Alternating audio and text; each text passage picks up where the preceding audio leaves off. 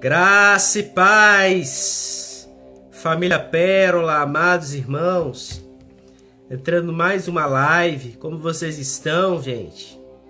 Glórias a Deus. Nossa última live da semana, nossa live leitura. Diaconisa Maria tá entrando aí, tá na área. É até suspeita, né? Minha mãe, glórias a Deus. Minha intercessora, minha companheira. Aleluias. Hoje encerraremos, né, o livro de Atos dos Apóstolos. Graça e paz, você que está aqui online, quem vai entrar, quem vai assistir depois. Glórias a Deus. Aleluias. Hoje nós vamos estar lendo, né, capítulo 27, capítulo 28. Hoje nós vamos terminar o livro de Atos dos Apóstolos hoje, para a honra e glória do santo nome do Senhor. Glórias a Deus. E semana que vem, nós vamos começar o livro de Romanos, tá? Vocês me perdoem minha voz, tá um pouco nasalizada, né, de um resfriado, mas estou bem para a honra e glória do santo nome do Senhor. Então nós estamos hoje na nossa live leitura, essa live que é de segunda a quinta-feira, às 23 horas. É óbvio que muitos não entram, né, porque tem que trabalhar, mas nós podemos ver depois que muitos assistem offline, né? Na hora do almoço, na hora do serviço, tá certo? Amados, para nós ganharmos tempos, vamos nessa hora fazer uma oração. Nós já vamos começar. Então já vai pegando a sua Bíblia, eu já tô com a minha Bíblia física aqui. Isso que vai nos sustentar. Essa live, o que nós estamos fazendo aqui é uma plantação, tá? Vamos ter fé que nós vamos colher. Nós seremos uma igreja mais forte, porque o que nos segura não são milagres, maravilhas. O povo que saiu do Egito foi o povo que mais viu milagres. Eles viram com olhos físicos, eles viram um oceano se abrir, eles passaram em seco. Eles viram os carros de Faraó, o próprio Faraó e seus cavaleiros sendo tomados pelas águas. E aquele povo era um povo de muita murmuração. O momento que nós estamos vivendo na nossa nação é um momento profético, é um momento muito conturbado nas regiões celestiais, muita guerra, muita batalha. E nós precisamos tomar toda a armadura de Deus, capacete da salvação, couraça da justiça, o cinto da verdade, né?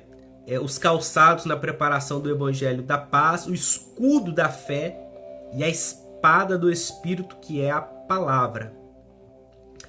Desse ornamento de 6 componentes, né? Então nós temos capacete da salvação para a cabeça, a couraça, né? Que é a parte do peito, coração, costas. Nós temos o cinto da verdade, que é aquilo que segura toda a roupa. Nós temos os pés, que são os calçados, na preparação do evangelho da paz, falando de um estilo de vida, né? Nós temos o escudo da fé, que também é defensivo. E a sexta arma que nós temos, que é a arma ofensiva, que é a arma de ataque, que é a espada, é a palavra. Todos os outros ornamentos nós vemos que são ornamentos defensivos. Capacete é para proteger a cabeça. Couraça é para proteger o coração, que é a justiça. O cinto que segura a nossa roupa, não deixa ela cair, é o ajuste, é a verdade, também é proteção. Calçado, para proteger os pés, é proteção. Escudo, né? Proteção por excelência, que é a fé. E a espada, que é a arma ofensiva. Tá certo? Vamos fazer nessa hora essa oração. Estou muito feliz com Deus por mais uma noite na presença dEle, porque Ele está nos guardando, está nos preservando, e Ele está aqui conosco. Toda a honra e toda a glória seja dada ao nome do Senhor. Amém? Vamos então aqui orar. Senhor nosso Deus e amado Pai, quero te louvar, quero te engrandecer, te enaltecer. Bendito seja o Senhor por tudo aquilo que o Senhor Deus tem feito, por tudo aquilo que o Senhor Deus tem realizado, por tudo aquilo que o Senhor Deus tem operado em nossas vidas. Nós te louvamos, nós te bendizemos, nós te exaltamos. Queremos solicitar agora a presença do Senhor Espírito Santo. Queremos solicitar nessa hora a tua proteção, queremos solicitar a tua paz, a tua ajuda e o teu auxílio. Senhor, nós estaremos hoje encerrando esse livro de Atos dos Apóstolos e nós queremos pedir que nessa hora o teu Espírito Santo esteja presente, criando uma atmosfera, nos dando espírito de excelência, espírito de sabedoria, espírito de temor, meu Pai, de fortaleza. Que os teus anjos também possam nessa hora estarem, meu Pai, operando em nossas vidas, ao nosso favor, a nós, que somos herdeiros da salvação. É isto que nós oramos e te pedimos, na autoridade do nome do Senhor Jesus e em nome de Jesus. Amém. Glórias a Deus. Né? A Wanda aí deu uma saudação aí, graça e paz. Pastora Érica também está aí presente. Glórias a Deus. Tá? Amados, né, filhos de Deus, filhas do Senhor, abra a sua palavra, a sua Bíblia, no livro de Atos. Que Deus possa te abençoar, Wanda, em nome de Jesus, tá? Você, seus filhos, netos, toda a sua casa, em nome de Jesus. Abra aí, livro de Atos dos Apóstolos, capítulo 27. Nós vamos terminar hoje. Então é capítulo 27 e capítulo 28, para a honra e glória do nome do Senhor. Amém? Vamos lá então? Atos dos Apóstolos. Vamos começar agora lendo o capítulo 27. Amém? Nos diz assim: quando ficou decidido que navegaríamos para a Itália, Paulo e alguns outros presos foram entregues a um centurião chamado Júlio, que pertencia ao regimento imperial. Embarcamos num navio de Adramítio, que estava de partida para alguns lugares da província da Ásia, e saímos ao mar, estando conosco Aristarco, um macedônio de Tessalônica. No dia seguinte, ancoramos em Sidom, e Júlio, num gesto de bondade para com Paulo, permitiu-lhe que fosse ao encontro dos seus amigos, para que estes suprissem as suas necessidades. Quando partimos de lá, passamos ao norte de Chipre, porque os ventos nos eram contrários. Tendo atravessado o mar aberto ao longo da Cilícia e da Panfilha, ancoramos em Mirra, na Lícia. Ali o centurião encontrou um navio alexandrino que estava de partida para a Itália, e nele nos fez embarcar. Navegamos vagarosamente por muitos dias e tivemos dificuldade para chegar a Quinido. Não sendo possível prosseguir em nossa rota, devido aos ventos contrários, navegamos ao sul de Creta, defronte de Salmona. Costeamos a ilha com dificuldade e chegamos a um lugar chamado Bons Portos, perto da cidade de Lazéia. Tínhamos perdido muito tempo e agora a navegação se tornara perigosa, pois já havia passado o jejum. Por isso Paulo os advertiu: Senhores, vejo que a nossa viagem será desastrosa e acarretará grande prejuízo para o navio, para a carga e também para a nossa vida. Mas o centurião, em vez de ouvir o que Paulo falava, seguiu o conselho do piloto e do dono do navio, visto que o porto não era próprio para passar o inverno. A maioria decidiu que deveríamos continuar navegando com a esperança de alcançar Fenície e ali passar o inverno. Este era um porto de Creta que dava para sudoeste e noroeste. Começamos a soprar suavemente o vento sul. Eles pensaram que haviam obtido o que desejavam, por isso levantaram âncoras e foram navegando ao longo da costa de Creta. Pouco tempo depois, desencadeou-se da ilha um vento muito forte chamado Nordeste. O navio foi arrastado pela tempestade sem poder resistir ao vento. Assim cessamos as manobras e ficamos à deriva. Passando ao sul de uma pequena ilha chamada Clauda, foi com dificuldade que conseguimos recolher o barco salva-vidas. Levantando-o, lançaram mão de todos os meios para reforçar o navio com cordas, e temendo que ele encalhasse nos bancos de areia de Sirte, baixaram as velas e deixaram o navio à deriva. No dia seguinte, sendo violentamente castigados pela tempestade, começaram a lançar fora a carga. No terceiro dia, lançaram fora com as próprias mãos a armação do navio. Não aparecendo nem sol, nem estrelas por muitos dias, e continuando a abater-se sobre nós grande tempestade, finalmente perdemos toda a esperança de salvamento. Visto que os homens tinham passado muito tempo sem comer, Paulo levantou-se diante deles e disse: os senhores deviam ter aceitado o meu conselho de não partir de Creta, pois assim teriam evitado este dano e prejuízo. Mas agora recomendo-lhes que tenham coragem, pois nenhum de vocês perderá a vida, apenas o navio será destruído. Pois ontem à noite apareceu-me um anjo do Deus a quem pertenço e a quem adoro, dizendo-me: Paulo, não tenha medo, é preciso que você compareça perante César. Deus, por sua graça, deu-lhe a vida de todos os que estão navegando com você. Assim tenham ânimo, senhores. Creio em Deus que acontecerá do modo como me foi dito. Devemos ser arrastados para alguma ilha. Na 14ª noite, ainda estávamos sendo levados de um lado para outro no mar Adriático, quando por volta da meia-noite, os marinheiros imaginaram que estávamos próximos da terra.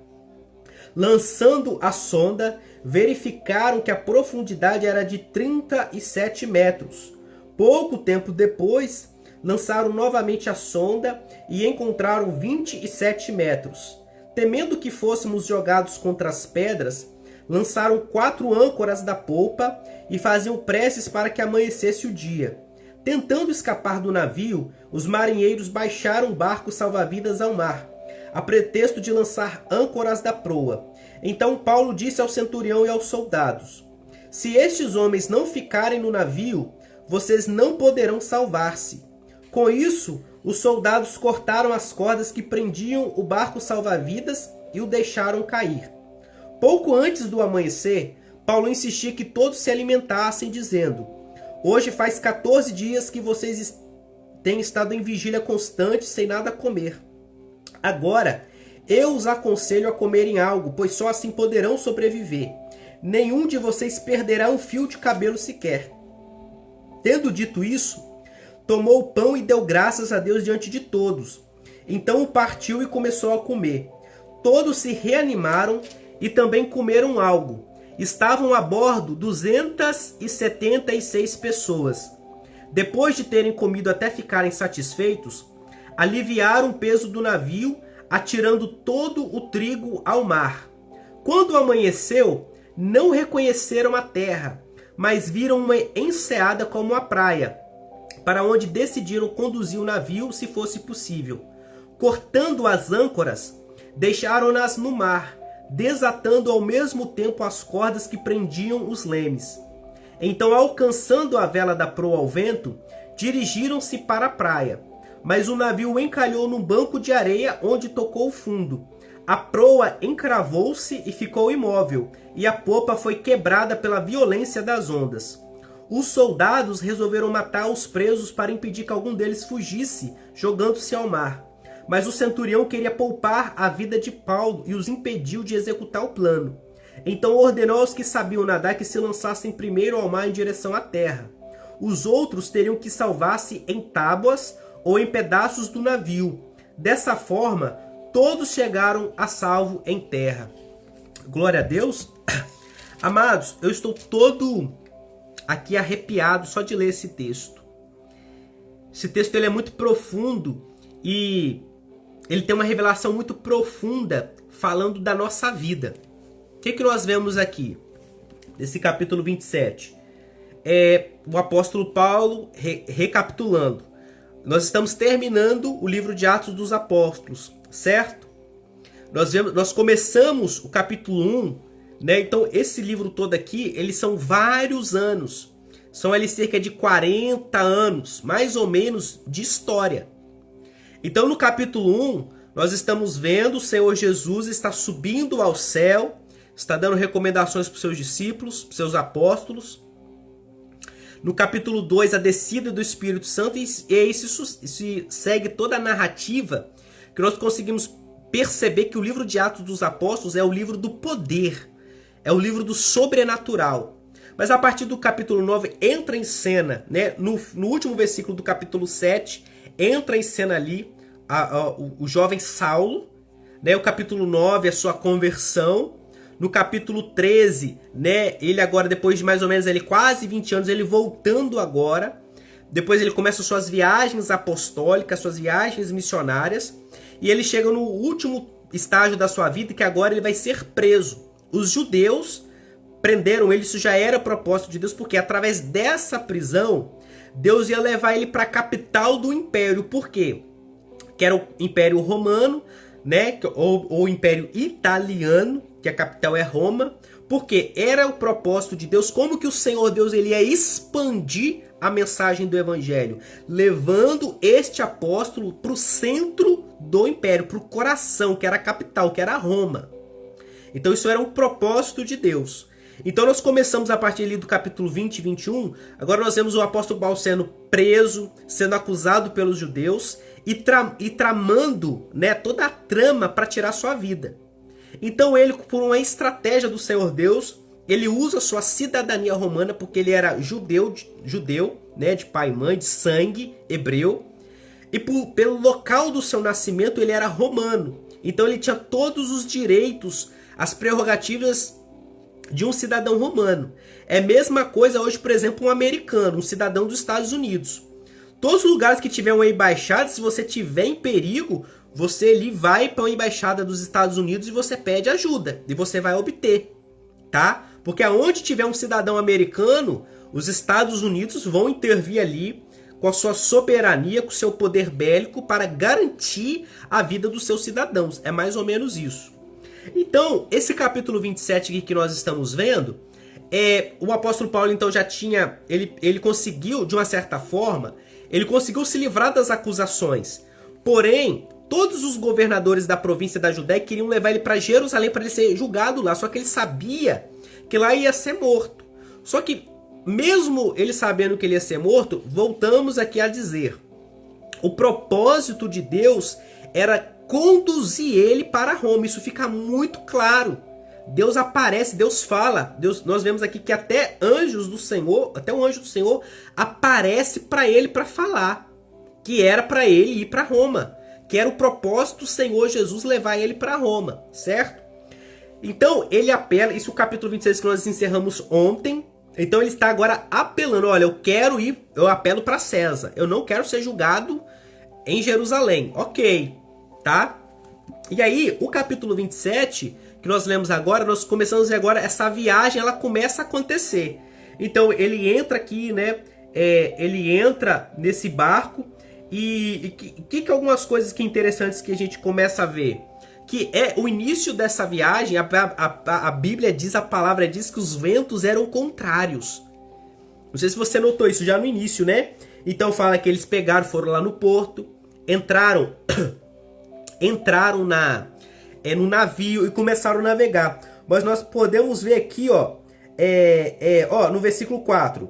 Quando partimos de lá, passamos no norte porque os ventos eram contrários, né? Depois fala aqui no versículo 7. Navegamos vagarosamente, ou seja, muito devagar. Tivemos dificuldade porque não era possível prosseguir nossa rota devido aos ventos contrários.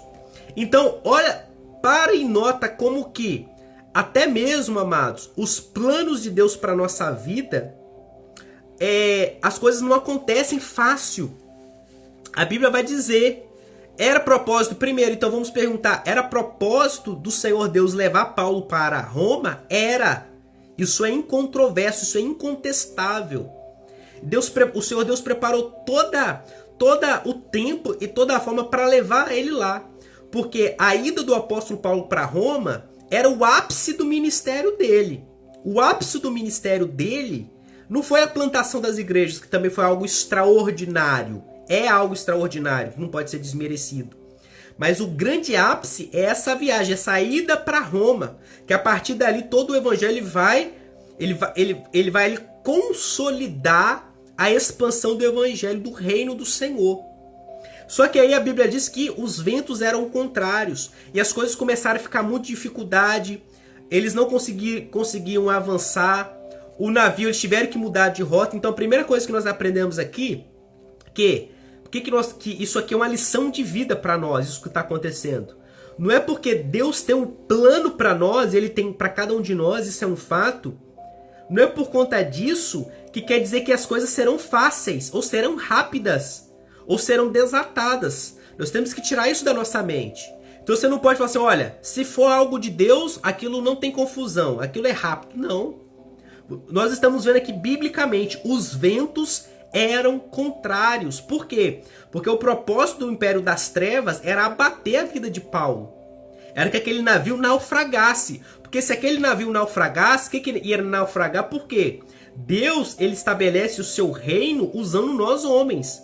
Aqui nós vemos a instrumentalidade dos seres humanos diante de Deus. Então Deus, ele é o dono da obra? Sim. Ele é o dono do poder? Sim. Mas como que Deus faz a obra dele? Ele usa os seres humanos. Ele estabeleceu isso. Ele não desce aqui para fazer as coisas. Ele nos usa. É a mesma coisa de uma questão de cidadania, a questão do controle das nações. As nações democráticas têm urnas que nós vamos lá votar. E Deus não vai na urna votar por nós. Então ele quer que nós como igreja tenhamos consciência de qual que é a agenda política mais parecida com o cristianismo, de modo a beneficiar o reino dele. Mas ele não foi lá, por exemplo, no primeiro domingo de outubro, nem no último domingo de outubro, ele não foi votar. Mas ele é o dono das nações. Mas aí nós pagamos pelas nossas escolhas. Mas aqui o apóstolo Paulo está na direção de Deus. Porque foi Deus que mandou ele ir. Mas mesmo assim, os ventos eram contrários. A segunda coisa que eu queria pincelar aqui com vocês é que Deus já tinha tocado o coração do apóstolo Paulo que não era para eles prosseguirem na viagem, né? Então, olha aqui, versículo 10. Senhores, vejo que a nossa viagem será desastrosa e acarretará grande prejuízo para o navio, para a carga e também para a nossa vida. Mas o centurião, em vez de ouvir o que Paulo falava, seguiu o conselho do piloto e do dono do navio, visto que o porto não era próprio para passar o inverno. Então o que acontece? Eles estavam já chegando perto do inverno, né? Que é algo para aquela região lá do planeta é muito frio, então é um momento muito complicado e naturalmente aonde eles estavam não era um lugar propício para passar o inverno. Então o que acontece? Eles quiseram prosseguir viagem para pegar um lugar melhor para eles. Mas o apóstolo Paulo, que também era profeta de Deus, ele já tinha dito, olha, vamos continuar nessa rota. Por quê? Se nós prosseguirmos aqui, vai ter muito dano para o navio, para a carga e para a nossa vida. Só que eles não quiseram ouvir. O que nós aprendemos aqui, amados? Nós não podemos tomar decisões pelas aparências. A minha palavra pastoral para você hoje, com base no que nós estamos lendo aqui, não estou falando que Deus me revelou algo, não. Eu estou aqui liberando uma palavra para você, um ensinamento de Deus, uma palavra rema para nós. Nós não podemos tomar decisões baseado naquilo que nós vemos. Nós não podemos tomar decisões e fazer escolhas com base na nossa percepção. Não, mas eu tô vendo que aqui não é bom para mim, eu vou tomar tal decisão, vou prosseguir. Se nós somos guiados por Deus, se nós somos guiados pelo Espírito Santo, nós precisamos recorrer à oração. Nós precisamos de ter direção de Deus. Então, quando você toma uma decisão baseado nas suas circunstâncias, baseado no seu conhecimento, baseado na sua experiência, em detrimento na palavra que Deus liberou para a sua vida, vai ter um grande prejuízo. Um grande prejuízo para o navio, para a carga e para a vida. Ou seja, isso está falando... Então o que era ali o navio? O navio, ele está falando navio, a carga e a vida. A vida fala mesmo da nossa saúde física. É um risco da nossa vida espiritual morrer. A carga, ela está falando de bens, de riquezas. São prejuízos que você pode tomar. Navio fala de você, por exemplo, imagina que você tem uma empresa, imagina que você tem um ministério. A sua vida ministerial ela pode quebrar, seu ministério ele pode acabar. A sua vida profissional ela pode ruir, você pode quebrar. Você pode... E o que é a carga? Tudo aquilo que você foi trabalhando ao longo dos anos, com muito suor, com muito esforço, você também pode colocar isso em risco e você pode perder. Porque nessa vida, quando você está fora da direção de Deus e quando você entra na rota da desobediência, não existe segurança de nada. Tudo é possível ser perdido. É possível você perder o navio, é possível você perder casamento, é possível você perder trabalho, é possível você perder empresa, é possível você perder emprego, é possível você perder ministério, é possível você perder sua casa, os seus bens, conta bancária, é possível você perder tudo. E no final das contas, você entrar num calabouço de ansiedade, num calabouço de depressão e de doenças psicossomáticas. Tudo isso poderia ter sido evitado se aquele conselho inicial ele fosse acolhido. Então o apóstolo Paulo ele não deu uma ordem, falou: olha, eu dou um conselho para vocês. Eu já tive uma visão espiritual águia lá na frente, que vai acontecer um grande prejuízo. Vamos ficar aqui. Então, às vezes que a gente está temendo o inverno. Às vezes a gente está numa situação e a gente acha que a gente não quer passar por aquele processo. Então o inverno, ele tipifica na nossa vida um processo doloroso. É um processo que demora dias, meses, pode demorar anos. Só que a gente não quer passar. A gente quer, não quero passar o inverno aqui. Eu quero ir para outro lugar. E quando você decide sair do porto aonde você está, grande vai ser o prejuízo. Então, essa lição que nós aprendemos aqui é que Deus ele sempre tem um porto para a nossa vida.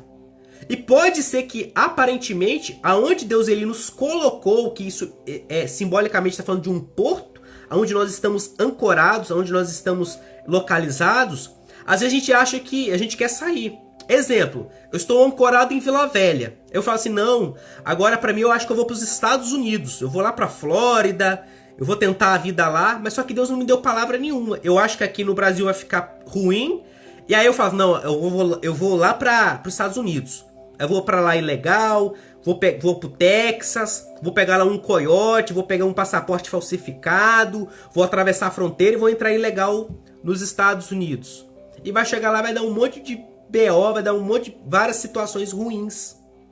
Isso tô te dando um exemplo aqui, que foi isso que aconteceu. Graça e paz, Arilson, Deus te abençoe, meu amado, em nome de Jesus. Então foi isso que aconteceu. E é assim na nossa vida. Às vezes você está ancorado, você está num lugar e você acha que aquilo está ruim e você quer sair, mas sem direção de Deus. Então minha palavra para você hoje, não tome decisões sem você buscar a Deus. E detalhe, Deus, muitas das vezes Deus vai usar profetas para falar com você. Você também tem que ter muito cuidado, porque quando você já está contaminado pela sua vontade, quando você quer muito uma coisa, você vai entender de Deus que Deus já te autorizou a fazer. Mas só que Deus às vezes nem mandou você fazer, mas como você quer tanto aquilo, você já está contaminado. É por isso que Deus usa pessoas para dizer, não é isso que Deus falou. Deus falou foi tal coisa. Tá certo? E aí, amados, então a Bíblia diz agora para nós prosseguirmos, a Bíblia diz que houve uma tempestade, aquele navio naufragou, né? Eles ficaram sem comer, ficaram ali mais ou menos uns 14 dias sem comer, estavam muito fracos, tá certo? Eles passaram assim um grande prejuízo, ficaram fracos. Então quando nós estamos na desobediência, é isso que nós passamos. Quando você teme passar um inverno, pior que o inverno é você enfrentar uma tempestade. Inverno são as provas, anota isso aí, pastora Érica. Inverno são as provas que Deus permite que nós passemos. A tempestade são as consequências da nossa desobediência. Só que aí o que acontece? A prova que Deus permite, se Ele permite você passar, Ele é o fiador da sua prova. Como assim Ele é o fiador? Ele te garante a vitória. E qual que é a promessa dele? Olha, se você passar pelas águas, estarei contigo. Se você passar pelos rios, eles não vão te submergir. Quando passares pelo fogo, ele não te queimará, porque eu sou o teu Deus. Eu sou contigo. Então ele é o fiador. E todos nós podemos ser pobres, ricos, brancos, não importa a nossa classe social, a nossa condição econômica. Todos nós passamos por provações. Só que como servos de Deus, a provação que nós passamos, que é o inverno, Deus ele é o nosso fiador. O inverno ele incomoda porque é frio. Você tá ali O frio ele traz incômodo, porque ele mexe com a nossa zona de conforto. Nós não queremos. Nós, como seres humanos, a gente quer um lugar quentinho. Nós queremos ficar num lugar que é confortável. Nós queremos ficar na zona de conforto. Então, às vezes, você não quer mudar de emprego, você não quer mudar de cidade, você quer ficar naquele quentinho. E o inverno é o contrário disso. O inverno, ele traz incômodo, porque o inverno, ele tira eu e você da zona de conforto. O inverno ele nos impulsiona a ter que jejuar, a ter que orar, a ter que clamar, a ter que chorar diante de Deus. Só que o inverno, Deus, ele é o fiador do inverno.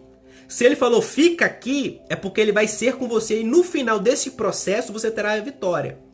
Agora a tempestade, você foi de encontro a ela no caminho da desobediência. E ele vai agora usar, não é que ele é o fiador, ele vai se manifestar como Deus de misericórdia. Já é diferente. Já não é aquele Deus fiador que está contigo. Por quê? Porque Deus, ele não mandou você ir para aquela rota da tempestade. Ele não mandou você ir para a rota da desobediência. Você, usando seu livre-arbítrio, você decidiu não ouvir a voz dele, não escutar os profetas que ele enviou para sua vida e você tomou a decisão de ir. Então ele não tem obrigação de proteger o seu navio, nem de proteger a sua carga. E também, na teoria, ele não teria obrigação de proteger a sua vida, mas pela misericórdia. O que é misericórdia? Miséria de coração. Então, ele permite, ele vai deixar você perder o navio, vai deixar você perder a sua carga, porém ele vai poupar a sua vida. E aí, quando ele envia ali um anjo de Deus com a mensagem dizendo, olha, varões, vocês não vão morrer, mas vocês vão perder o navio e a carga. Então, o que eu queria agora deixar para você? Às vezes, amados, nós estamos em situações que nós achamos que Deus nos abandonou. Nós achamos que Deus é injusto. Nós achamos que Deus é um Deus mau, que Deus é um Deus perverso, que Deus é um Deus irado. Amados, não é assim. Deus é justiça, Deus é bondade, Deus é amor também. Só que o seguinte, o que eu quero que você analise agora a sua vida? Será que as tempestades que você está enfrentando não foram escolhas que você fez? Quebra de princípios que você decidiu quebrar, princípios da palavra? Então às vezes você está numa tempestade financeira, você pode estar numa tempestade emocional, você pode estar em diversos tipos de tempestades, são áreas da nossa vida em crise.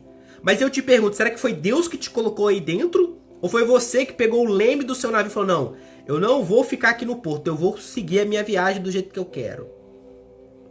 Então é essa lição que Deus hoje ele nos traz. Mas o que acontece? Ele é Deus de milagres. E aqui a Bíblia diz que eles perderam o navio, eles perderam a carga, perderam o trigo, que era o alimento, mas a vida foi poupada. Então a palavra que eu tenho para você para encerrar dentro desse capítulo aqui é que a vida ele vai te permitir. E por que entra a misericórdia? Porque ele não precisava, porque ele é Deus. Você tem que entender o que é soberania de Deus. A Bíblia diz, você tem que entender que ele é um Deus que ele faz descer a sepultura e faz subir a sepultura. Deus, o que é a soberania dele? Ele mata e ele faz viver. Se ele quiser matar, ele mata. Se ele quiser fazer viver, ele vive, ele faz viver. Deus, a Bíblia diz que dele é a vingança. A vingança não é nossa. É por isso que ele instituiu as autoridades policiais, juízes, que a Bíblia diz que são os vingadores de Deus. É a fúria de Deus. Mas nós não somos vingadores de Deus. A nossa parte é perdoar. Então também tem talvez situações na sua vida que o seu remédio vai ser a liberação do perdão. É a chave. Você precisa perdoar. Você não tem outra escolha. Você precisa perdoar para você ser liberto, para você ser livre daquilo que te prende. Então você tem que entender que ele é esse Deus soberano. E ele, pela misericórdia, ele poupa as vidas. Então todas essa vida foi perdido o navio? Foi perdido a carga? Foi. Mas a vida não perdeu. Então esse é o momento de reconstrução. Talvez você perdeu o casamento, talvez você perdeu a empresa, talvez você perdeu o emprego e você está totalmente quebrado. Mas se você está vendo essa live, é porque você está vivo. Vivo não só fisicamente, mas vivo espiritualmente. Então aprenda que agora é o momento de... Você naufragou, sim, mas é um momento de recomeço. Amém? Vamos ler o capítulo 28 agora. em nome do Senhor Jesus, nos diz assim, capítulo 28, o último. Uma vez em terra, descobrimos que a ilha se chamava Malta. Os habitantes da ilha mostraram extraordinária bondade para conosco. Fizeram uma fogueira e receberam bem a todos nós, pois estava chovendo e fazia frio. Paulo ajuntou um monte de gravetos. Quando os colocava no fogo, uma víbora, fugindo do calor, prendeu-se à sua mão. Quando os habitantes da ilha viram a cobra agarrada na mão de Paulo, disseram uns aos outros: certamente este homem é assassino, pois tendo escapado do mar, a justiça não lhe permite viver. Mas Paulo, sacudindo a cobra no fogo, não sofreu mal nenhum. Eles, porém, esperavam que ele começasse a inchar ou que caísse morto de repente. Mas tendo esperado muito tempo e vendo que nada de estranho lhe sucedia, mudaram de ideia e passaram a dizer que ele era um deus. Próximo dali havia uma propriedade pertencente a Públio, o homem principal da ilha. Ele nos convidou a ficar em sua casa e por 3 dias bondosamente nos recebeu e nos hospedou. Seu pai estava doente, acamado, sofrendo de febre e disenteria. Paulo entrou para vê-lo e depois de orar impôs-lhe as mãos e o curou. Tendo acontecido isso, os outros doentes da ilha vieram e foram curados. Eles nos prestaram muitas honras e quando estávamos para embarcar, forneceram-nos os suprimentos de que necessitávamos. Passados 3 meses, embarcamos num navio que tinha passado o inverno na ilha. Era um navio alexandrino que tinha por emblema os deuses gêmeos, Castor e Pólux. Aportando em Siracusa, ficamos ali 3 dias. Dali partimos e chegamos a Régio. No dia seguinte, soprando o vento sul, prosseguimos chegando a Puteoli, no segundo dia. Ali encontramos alguns irmãos que nos convidaram a passar uma semana com eles. E depois fomos para Roma. Os irmãos dali tinham ouvido falar que estávamos chegando e vieram até a praça de Ápio e as 3 vendas para nos encontrar. Vendo-os, Paulo deu graças a Deus e sentiu-se encorajado. Quando chegamos a Roma, Paulo recebeu permissão para morar por conta própria, sob a custódia de um soldado. 3 dias depois, ele convocou os líderes dos judeus. Quando estes se reuniram, Paulo lhes disse: meus irmãos, embora eu não tenha feito nada contra o nosso povo, nem contra os costumes dos nossos antepassados, fui preso em Jerusalém e entregue aos romanos. Eles me interrogaram e queriam me soltar, porque eu não era culpado de crime algum que merecesse pena de morte. Todavia, tendo os judeus feito objeção, fui obrigado a apelar para César, não porém por ter alguma acusação contra o meu próprio povo. Por essa razão pedi para vê-los e conversar com vocês por causa da esperança de Israel em que estou preso com estas algemas. Eles responderam: não recebemos nenhuma carta da Judéia a seu respeito, e nenhum dos irmãos que vieram de lá relatou ou disse qualquer coisa de mal contra você. Todavia, queremos ouvir de sua parte o que você pensa, pois sabemos que por todo lugar há gente falando contra esta seita. Assim combinaram encontrar-se com Paulo em dia determinado, indo em grupo ainda mais numeroso ao lugar onde ele estava. Desde a manhã até a tarde, ele lhes deu explicações e lhes testemunhou do reino de Deus, procurando convencê-los a respeito de Jesus, com base na lei de Moisés e nos profetas. Alguns foram convencidos pelo que ele dizia, mas outros não creram. Discordaram entre si mesmos e começaram a ir embora. Depois de Paulo ter feito esta declaração final, bem que o Espírito Santo falou aos seus antepassados por meio do profeta Isaías: vá a este povo e diga: ainda que estejam sempre ouvindo, vocês nunca entenderão. Ainda que estejam sempre vendo, jamais perceberão. Pois o coração deste povo se tornou insensível, de má vontade ouviram com seus ouvidos e fecharam seus olhos. Se assim não fosse, poderiam ver com os olhos, ouvir com os ouvidos, entender com o coração e converter-se, e eu os curaria. Portanto, quero que saibam que esta salvação de Deus é enviada aos gentios. Eles a ouvirão.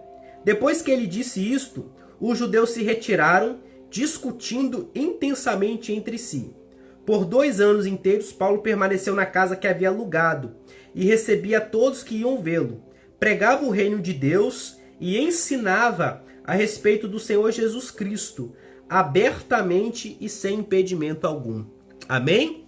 Amados, é o último capítulo do livro de Atos dos Apóstolos. Como eu quis aqui dizer, e que nós vemos na estrutura desse livro, o livro começa com o quê? O Senhor Jesus subindo, aí agora é a eminência daqueles apóstolos, daqueles 11. Então no capítulo 1 o Senhor Jesus sobe, no capítulo 1 Matias é escolhido para preencher aquele colégio apostólico de 12 apóstolos, daqueles que andaram com Jesus para testemunhar a Israel a salvação dele. Capítulo 2 nós temos a descida do Espírito Santo. E aí, mas só que é o seguinte, nós vemos que a partir do capítulo 15 em diante, e tanto no capítulo 9 e 13, nós vemos que a figura central do livro é o apóstolo Paulo. Então nós podemos dizer, e na verdade nós podemos concluir que depois do Senhor Jesus, isso é óbvio que ninguém vai ocupar o espaço, o lugar do Senhor Jesus, depois do Senhor Jesus, para a igreja, né, no evangelho, na era da igreja, o apóstolo Paulo é a figura mais importante que tem. Você vê que mais da metade do livro de Atos dos Apóstolos resume-se a ele. E a partir da semana que vem que nós vamos ler o livro a Epístola aos Romanos até Hebreus, tem alguns que não acham que não foi ele que escreveu, eu pessoalmente acho que sim. Então essas 14 epístolas, todas ele que escreveu. Então, nós estamos vendo isso aí. O livro está terminando cerca de depois de 30, 40 anos, com o apóstolo Paulo como sendo a figura central. Não se fala mais de Pedro, de João, de ninguém mais, tá? E o que nós lemos aqui na primeira... no início do capítulo, que é para agora complementar o que nós acabamos de ler agora, falando do inverno, que quer dizer aquela situação que nós temos que passar, a gente quer fugir. Olha o que diz aqui, no versículo 2. Os habitantes da ilha mostraram extraordinária bondade para conosco, fizeram uma fogueira e receberam bem a todos nós, pois estava chovendo e fazia frio. Então olha que interessante, olha, isso é um princípio espiritual. Quando você foge daquilo que você tem que passar, mais cedo ou mais tarde você vai ter que enfrentar aquela situação. Então fugir não é uma opção, fugir não é uma escolha, fugir não é uma estratégia, não é inteligente você fazer isso. Não é sábio, é uma tolice. Você sabe por quê? É um princípio. Então, quando o apóstolo Paulo falou assim, varões, falou pro centurião, vamos ficar nesse porto e vamos invernar aqui, vamos passar o frio aqui, o inverno aqui. Porque se nós sairmos daqui, nós vamos enfrentar uma tempestade, nós vamos perder o navio, vamos perder a carga e vamos ter um grande dano para a nossa vida. Eles não ouviram o comandante e o dono do navio.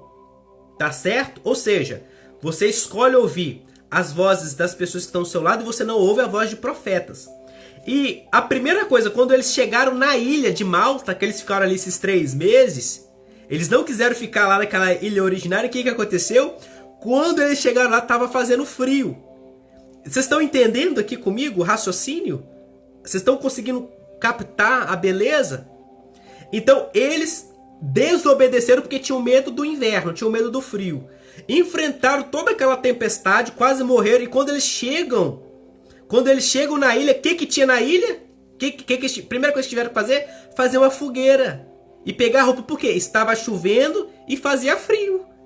Então não adianta você fugir do inverno. A pastora Érica, minha esposa, sempre diz, aquilo que Deus manda para você, Ele não manda para outro.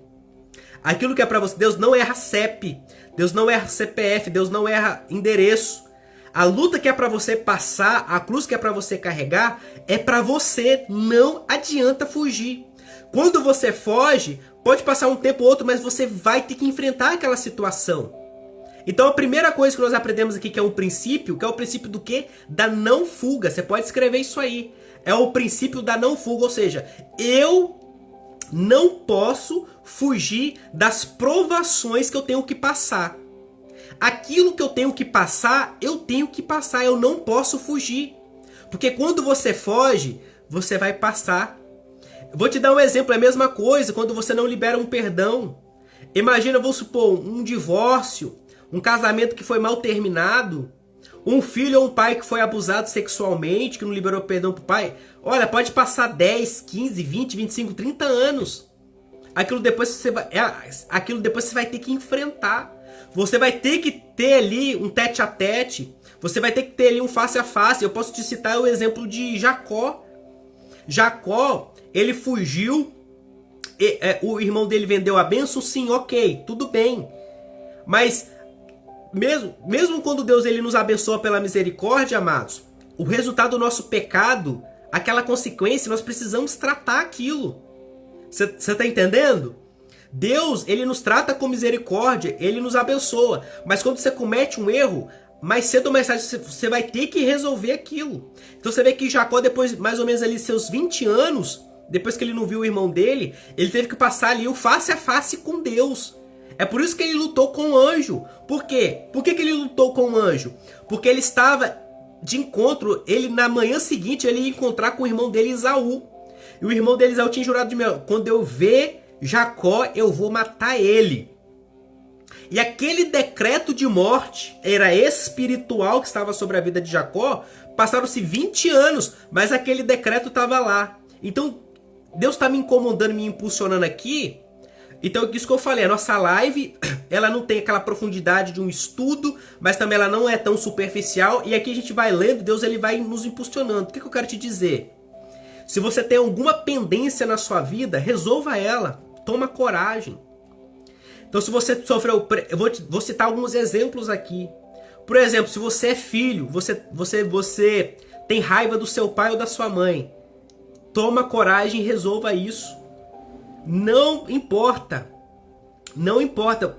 Toma coragem. Eu tô falando isso porque eu tive que fazer isso.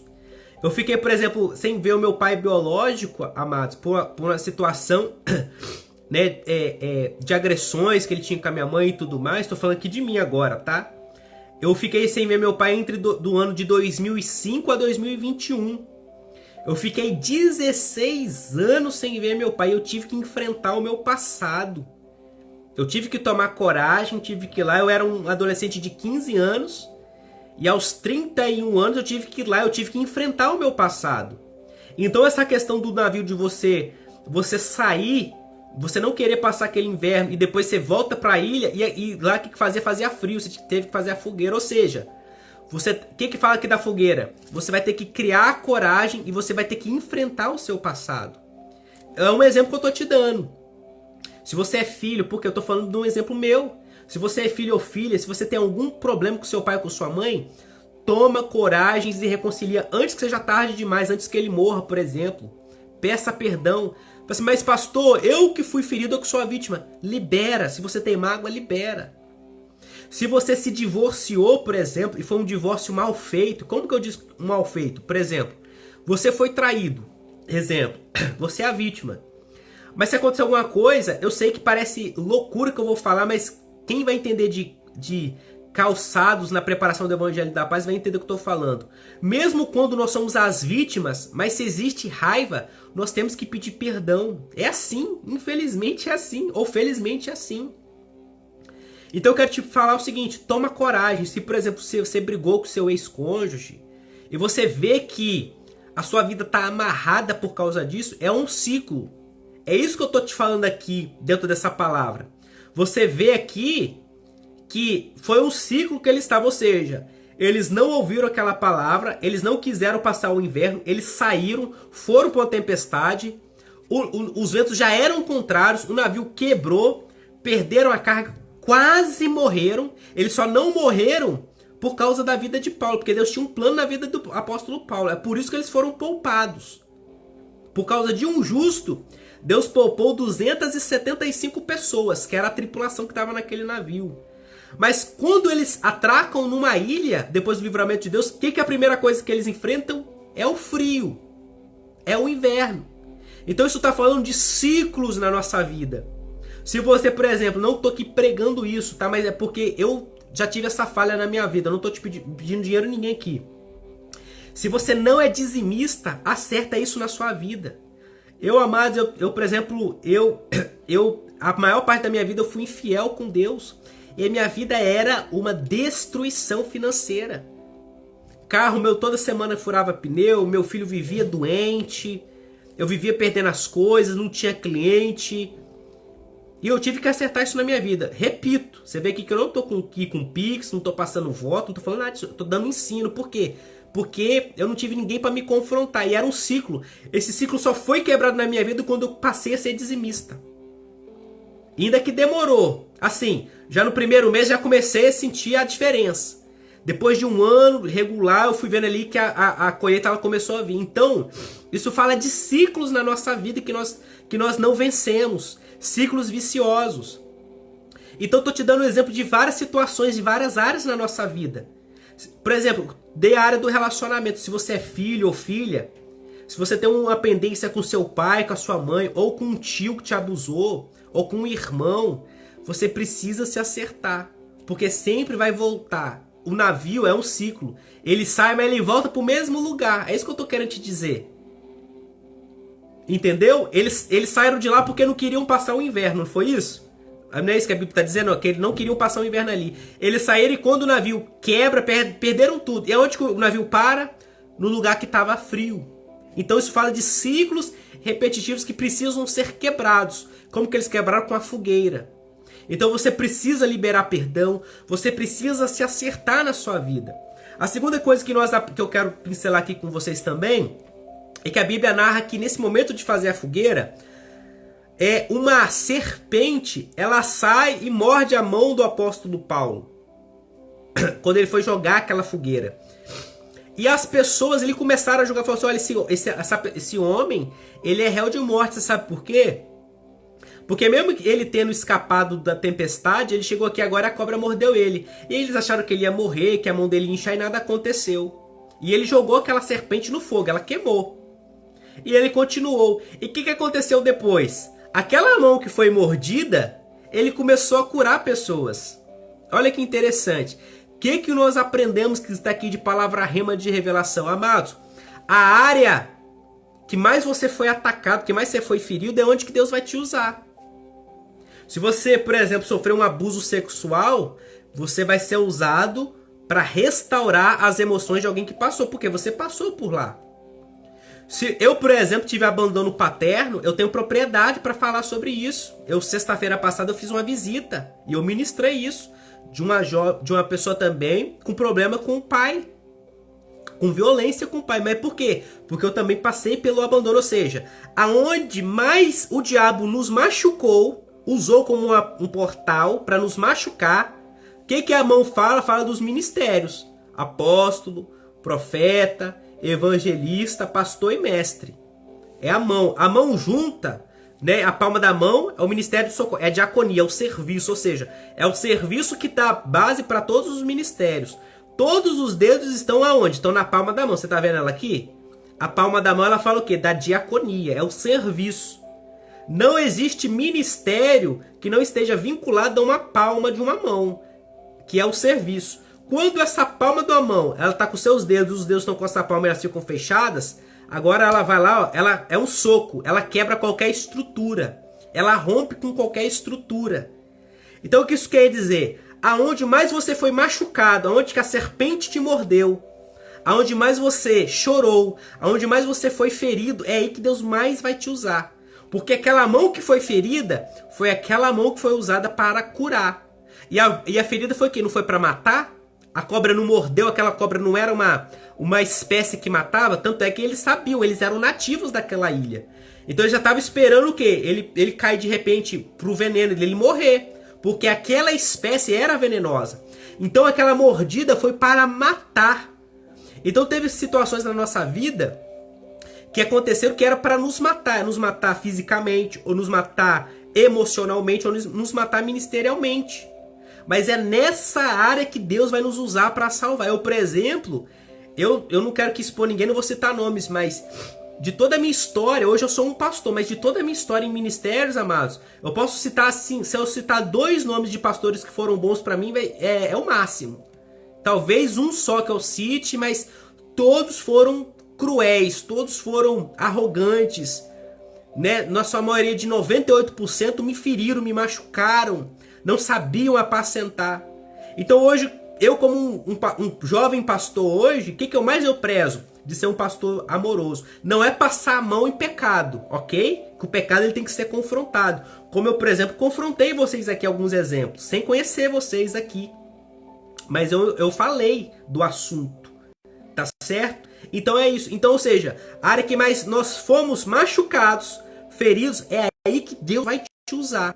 É aí que Deus vai mostrar o poder dele, tá certo? Então você tem que saber que aonde você foi ferido não é para você questionar com Deus o porquê que a serpente te mordeu ali, o porquê aquilo que aconteceu. Mas pegue isso e fale assim, eu agora vou dedicar a minha vida. Então, um exemplo, você foi vítima de um abuso, eu agora vou dedicar a minha vida. Por exemplo, então você é uma mulher, você foi abusada sexualmente, começa a dedicar a sua vida a você ser uma terapeuta cristã, uma conselheira bíblica cristã. Então cria um canal no YouTube, cria um canal no Instagram, começa a falar sobre vítimas de abuso, começa a fazer, não é que você vai ser uma psicóloga, uma psiquiatra, você não vai entrar na área da medicina, mas na área da palavra, sabe por quê?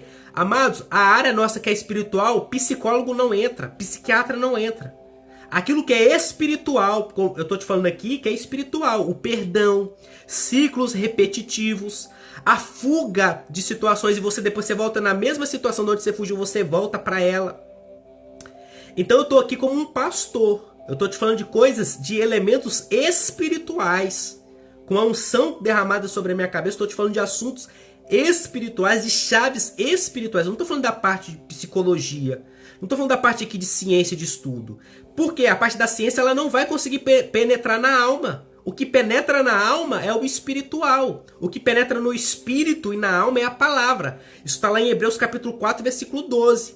Que a espada, que a palavra do Senhor, ela é mais afiada que uma espada de 2 gumes e ela penetra na divisão do espírito e da alma, das juntas e medulas, e ela é apta para discernir todo pensamento e todo intento do coração, e nada fica escondido na palavra, nada fica escondido da palavra. Então, a área que mais você foi ferido, começa, essa é uma dica que eu estou te dando também, uma palavra, porque essa live aqui também, ela não é à toa, ela tem um propósito de vida, você está participando disso aqui. Então, você foi traído no casamento, começa a falar sobre restauração matrimonial, restauração familiar. Você já foi um usuário de drogas, mas você foi perdoado, você está remido, começa a falar. Eu, por exemplo, já fui viciado como jovem, já fui viciado em pornografia, dos 21 aos 23 anos. Então eu posso hoje falar, como um pastor, né, para os jovens, para serem libertos dos malefícios. Aí, só que aí eu não vou falar de temas sociológicos, eu vou falar de temas espirituais. Que ali tem, quando você tá se prostituindo, quando você está se drogando, quando você está ali, tem demônios ali. Então, ou seja, todas as áreas que nós fomos feridos, aquilo não é para nos matar. É ali que Deus vai te usar, tá certo? Então é isso que nós aprendemos e que, para finalizar, a palavra do Senhor diz que ali ele curou muitas pessoas naquela ilha. Ele fez o que tinha que fazer ali. Deus, ele chegou a Roma, que era o destino dele. E a Bíblia diz no final que, olha só, pregava o reino de Deus e ensinava a respeito do Senhor Jesus Cristo abertamente, sem impedimento nenhum. Ou seja, não existia censura. Não existia censura.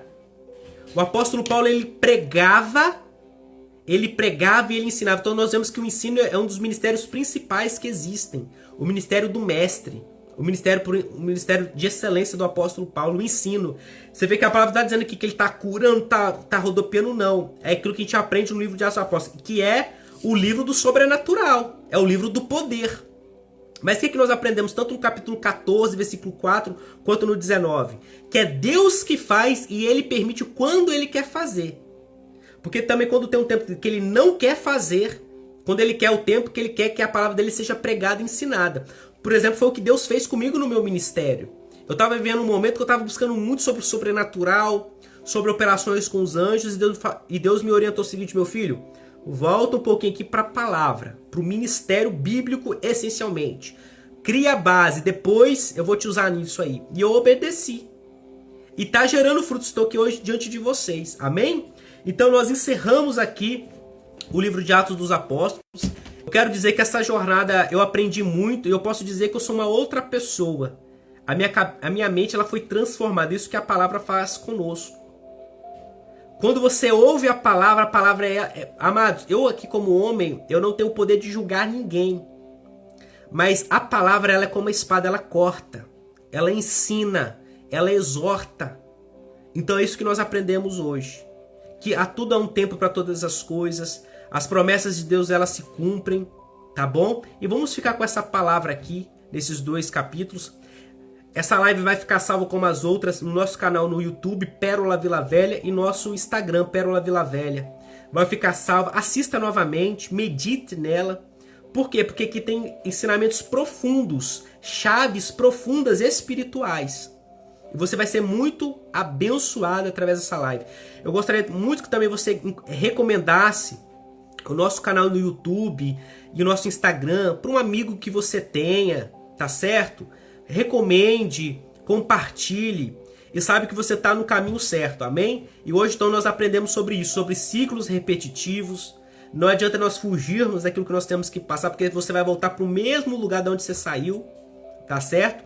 A importância de ouvir a palavra da obediência, não tomar atitudes, não tomar decisões baseadas na sua visão carnal do cenário. Não tome decisões precipitadas. Ouça a Deus e ouça os seus profetas, tá certo? Porque Deus ele é fiador. Quando você está na prova, ele é fiador. Quando você está na tempestade que você quis ir para lá, ele não vai ser o fiador, ele vai ser o misericordioso, ele vai poupar a sua vida. Mas você vai perder o seu navio, você vai perder a carga do navio e você vai chegar ao ponto de morrer. Você vai passar fome, você não vai morrer, mas você vai passar grandes apertos. E é aqui que nós aprendemos, amém? É que aonde nós mais fomos machucados e criticados, é ali que Deus mais vai nos exaltar. Porque quem nos exalta, quem sopra o nosso nome, quem levanta o nosso ministério, não somos nós. Não é Instagram, não é YouTube. No final das contas, quem nos exalta, quem nos levanta ou também abate é o Senhor Deus. Amém? Obrigado por essa jornada. Finalizamos o livro de Atos dos Apóstolos. Na semana que vem, nós vamos começar a primeira epístola do apóstolo Paulo, que é a epístola aos Romanos. São 16 capítulos. Então, dentro ali de 2 semanas, basicamente, nós vamos conseguir terminar o livro de Romanos, a epístola aos Romanos. Eu quero te convidar a você estar nessa jornada comigo, com o nosso Ministério Pérola. Amém? Deixa eu orar por você agora. Pai, na autoridade do nome do Senhor Jesus, eu quero pedir que nesta hora, esta live venha alimentar todos que estão aqui ao vivo e aqueles que vão assistir essa live, Pai. Senhor, que o Senhor venha espalhar, assim como esta unção estava sobre a vida do apóstolo Paulo, o Senhor espalhou o ministério dele, Pai, no império, porque o Senhor tinha um propósito. Eu quero pedir, Pai, que esta live seja espalhada, que muitos possam conhecer este Instagram, este canal do YouTube, este ministério, esses estudos, esta live, esta jornada, Pai. Nos abençoa, nos ajuda. Eu quero pedir que o Senhor venha estar nos dando uma boa noite de sono, abençoa os nossos cônjuges, os nossos filhos, netos, as nossas casas, o nosso ministério, a nossa vida. Guarda a nossa nação em todo esse momento turbulento que nós estamos passando. Guarda a tua igreja debaixo do sangue de Jesus, debaixo da cobertura do teu Espírito Santo, debaixo do selo do Espírito Santo. Assim nós encerramos esta live e te agradecemos por tudo, Pai. Em nome do Senhor Jesus. Amém. Amém? Boa noite, graça e paz. E nós nos vemos na segunda-feira. Amém? Graça e paz. Tchau, tchau.